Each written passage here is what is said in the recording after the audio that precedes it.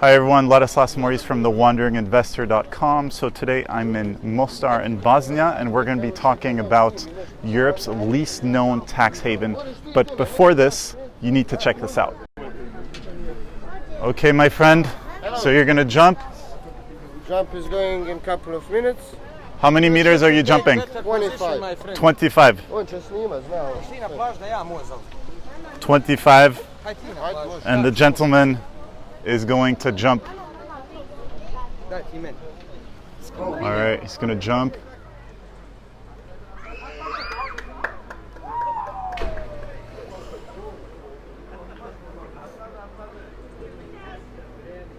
Gosh.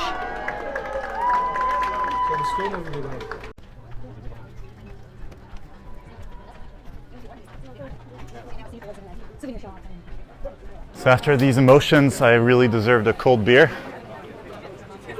But let's talk taxes. What makes Bosnia unique from a tax point of view? So what's so special about Bosnia? The personal income tax rate is a flat 10%, so which is amongst the lowest in Europe. It's aligned with North Macedonia, with Bulgaria, and slightly higher than Montenegro, which is at 9%.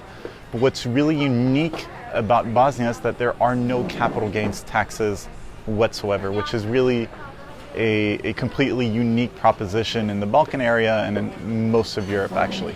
So low income tax, personal income tax, and zero capital gains taxes. From a corporate income tax point of view, you're also liable to pay only 10%, which is quite low.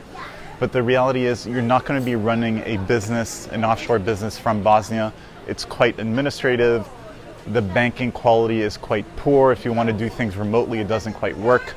So this is not the sort of place where you come, you set up a business structure and you travel around the world hoping that your business will be managed remotely. It's just not going to work very well. But what's interesting about Bosnia is having it as a tax base. So if you live here over half of the year, you become a tax resident.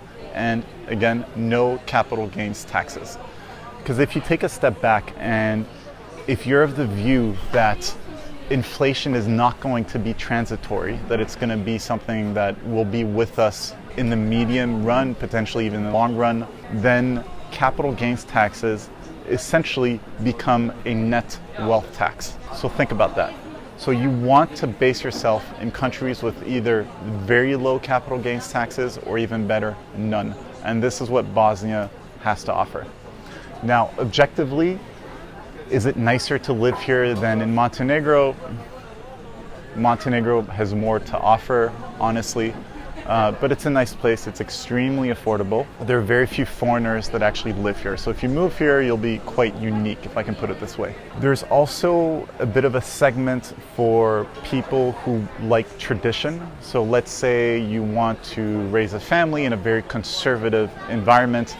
Bosnia offers this. And because of Bosnia's history, essentially the country is divided between Catholics, so Croat Catholics, Serbian Orthodox, and Muslim Bosniaks. So whether you're Catholic, Orthodox, or Muslim, you can find your own community, because at the end of the day, when you move to Bosnia, you need to make a conscious decision. Will you live in the Catholic neighborhood? Will you live in the Serbian part of the country? Will you live amongst Muslims? It's a conscious decision that you have to make. You need to essentially kind of pick sides.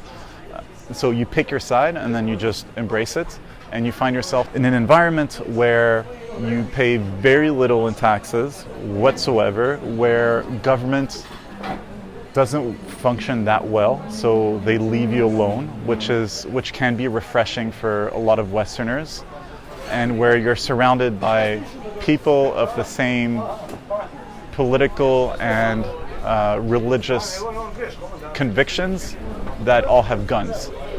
So it's a bit niche, but it has a place.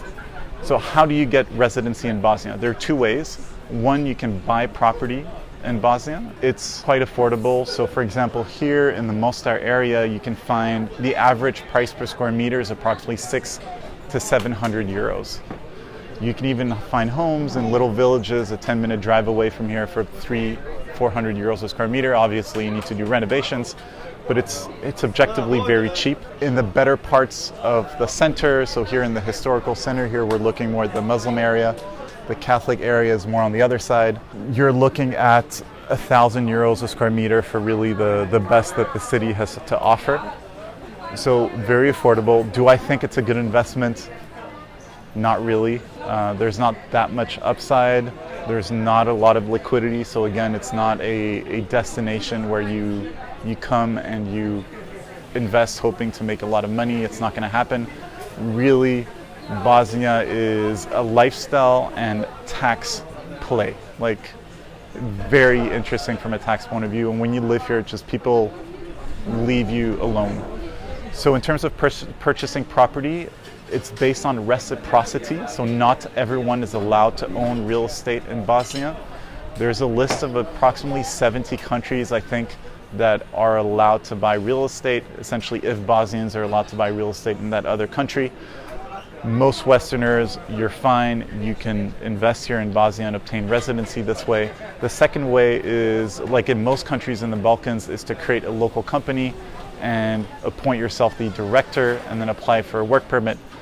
And through the work permit, you obtain residency for yourself and your family. So this is the second way if you don't want to buy a house here, if you prefer to rent, which objectively renting is probably a better deal because the yields are very low. And then you can still use that company if you want to, conduct some business, some consulting, etc. But I would suggest that you have another company offshore with better banking and better facilities than here.